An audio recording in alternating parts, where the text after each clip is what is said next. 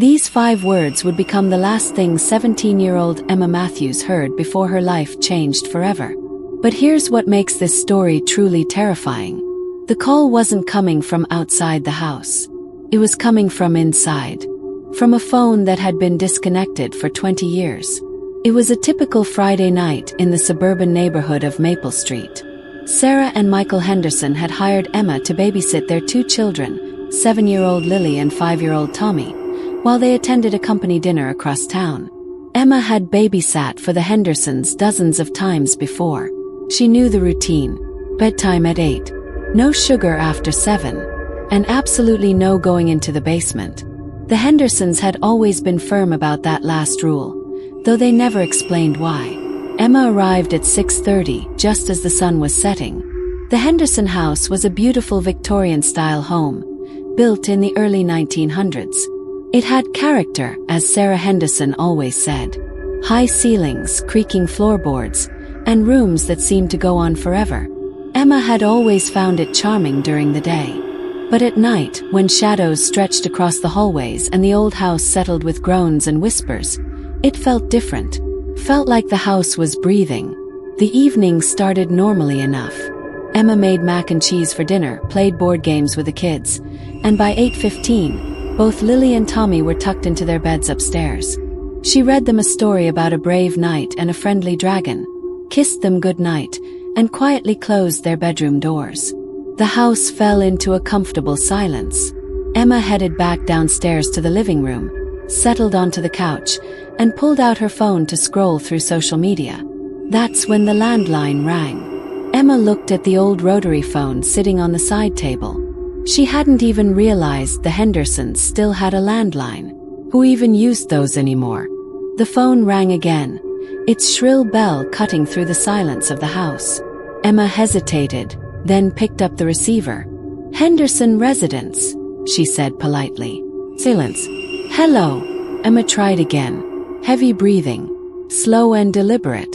Someone was definitely on the other end, but they weren't speaking. Emma felt a chill run down her spine. This was weird. Really weird. "If this is a prank call, it's not funny," she said, trying to sound braver than she felt. She hung up quickly, her heart beating just a little faster. Probably just some kids messing around, she told herself.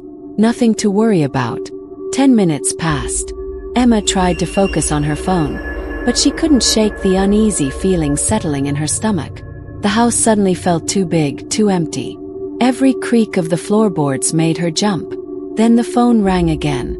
This time, Emma let it ring 3 times before answering.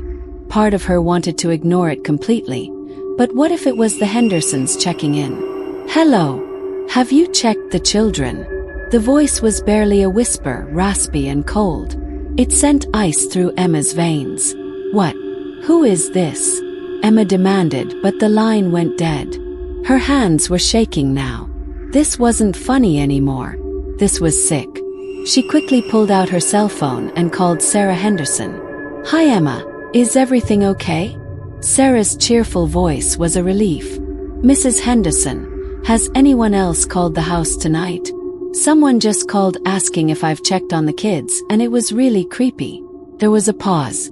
"Emma, that's strange. Nobody should be calling the house. That old landline hasn't worked in years. We kept it for decoration, but it's not even connected to a phone line anymore." Emma's blood ran cold. She looked at the rotary phone sitting innocently on the side table. "But Mrs. Henderson," it rang. Someone called and asked about the children. "Emma, that's impossible. That phone hasn't been connected since we moved in 5 years ago. Listen, maybe you should check on Lily and Tommy just to be safe. We'll be home in about an hour. Call me on your cell if anything else happens, okay?" Emma hung up, her mind racing. The phone wasn't connected, but she had just answered it.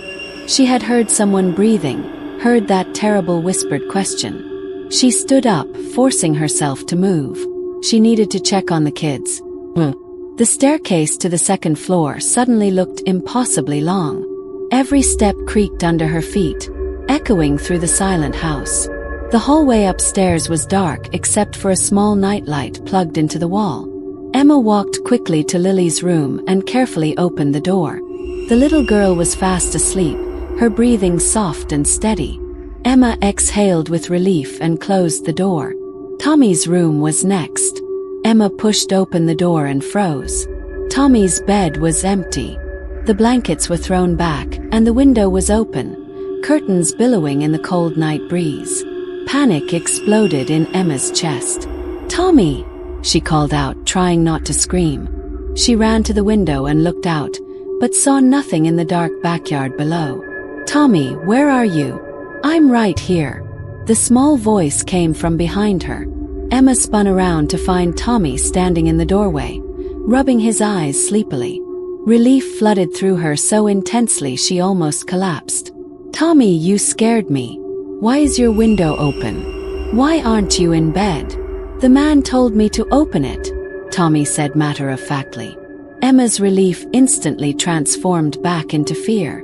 "What man, Tommy?" "The man on the phone. He called my room and said I should open the window so he could come inside. But then I got scared and came to find you." Emma's heart stopped. There was no phone in Tommy's room. She had been in that room 100 times. There was no phone. She scooped Tommy up in her arms and ran to Lily's room, grabbing the little girl from her bed. Lily woke up confused and frightened. "We need to go downstairs right now," Emma said, trying to keep her voice calm even though every instinct was screaming at her to run. She carried Tommy and held Lily's hand as they rushed down the stairs. She needed to get the kids out of the house. They would wait outside for the Hendersons to come home. But as they reached the bottom of the stairs, the landline rang again. Emma stopped dead in her tracks. The children looked at her with wide, frightened eyes. The phone kept ringing, insistent and demanding. Against every logical thought in her head, Emma walked to the phone. She had to know. She had to understand what was happening. She picked up the receiver. "Have you checked the children?" The same whispered voice, but this time it was clearer, and it was laughing. A low, horrible laugh that made Emma's skin crawl. "Who are you? What do you want?" Emma demanded, her voice shaking. "I'm already inside, Emma. I've always been inside. And I've been waiting so long for you to finally go to the basement." The line went dead. And then Emma heard it. A sound that made her blood turn to ice. A step. Coming from the basement. Slow, deliberate footsteps climbing the basement stairs. The door to the basement was in the kitchen, just 20 feet away from where they stood. And as Emma watched in horror, the doorknob began to turn. She didn't think. She just acted. Emma grabbed both children and ran for the front door. She fumbled with the lock, her hands shaking so badly she could barely grip it. Behind her, she heard the basement door creak open. She didn't dare look back. The lock finally turned, and Emma threw open the front door, practically throwing the children onto the front porch. "Run to the neighbors. Now!" she screamed. Lily and Tommy ran, and Emma turned back just long enough to slam and lock the front door behind them. Through the decorative glass panel in the door, she could see into the hallway. And that's when she saw him. A figure stood in the kitchen doorway. Tall and impossibly thin, dressed in clothes that looked decades out of style. His face was hidden in shadow, but Emma could feel his eyes on her. He raised one long arm and pointed directly at her. Then he lifted something to his ear. An old rotary phone receiver, the cord dangling and connected to nothing. "You should have checked the children sooner, Emma." His voice came through, not from inside the house, but from her own cell phone in her pocket. "Because I've been here the whole time, waiting, watching. Since 1973, when I made my last call." Emma screamed and ran. She ran to the neighbor's house, pounding on the door until they answered. The police arrived within minutes. They searched the Henderson house from top to bottom. Every room, every closet, every corner. They found nothing. No signs of forced entry. No intruder. Nothing. But in the basement, they found something that made even the veteran officers go pale. Scratched into the concrete wall were hundreds of tally marks. And above them, carved in letters that looked decades old, was a message. Counting the calls. counting the children, waiting for the one who finally listens. Police did some research. They discovered that in 1973, a man named Robert Crane had lived in the house. He worked as a telephone repairman. One night, while babysitting his employer's children, he received a series of disturbing phone calls. The caller claimed to be inside the house. Robert checked on the children repeatedly, but on his final check, he found both children missing. They were never found. Robert was accused of their disappearance, and in his despair and madness, he hanged himself in the basement. He left a suicide note claiming the voice on the phone had told him exactly where to find peace. Since then, every babysitter who had stayed in that house overnight reported strange phone calls. Most dismissed them as pranks or faulty wiring. But Emma was the first one who had actually answered when the old disconnected landline rang. She was the first one who had heard the full message. And according to the detective who interviewed her, she was lucky. Lucky that she had run when she did. Because in Robert Crane's suicide note, found in the police archives, were his final words. The voice promised that one day, another babysitter would answer his call. And when she did, he would finally be free to take what he was owed. 2 children, just like the ones he lost. Tell them to run. Tell them to never answer the phone. Tell them to always check the children. Emma never babysat again. The Henderson family moved out of the house within a week. The house was eventually demolished, but the lot remains empty to this day. Local teenagers claim that if you visit the empty lot at night and call the old Henderson phone number, sometimes someone answers. And all they say, in that same terrible whisper, is, "Have you checked the children?" Emma still has nightmares. She still hears that voice. And she still wonders what would have happened if she hadn't run when she did. But there's one thing that haunts her most of all. Something she discovered weeks later when she finally found the courage to look at her phone records from that night. According to her cell phone provider, she had received one call that evening. It came in at exactly 8:45 p.m., the same time the figure appeared in the hallway.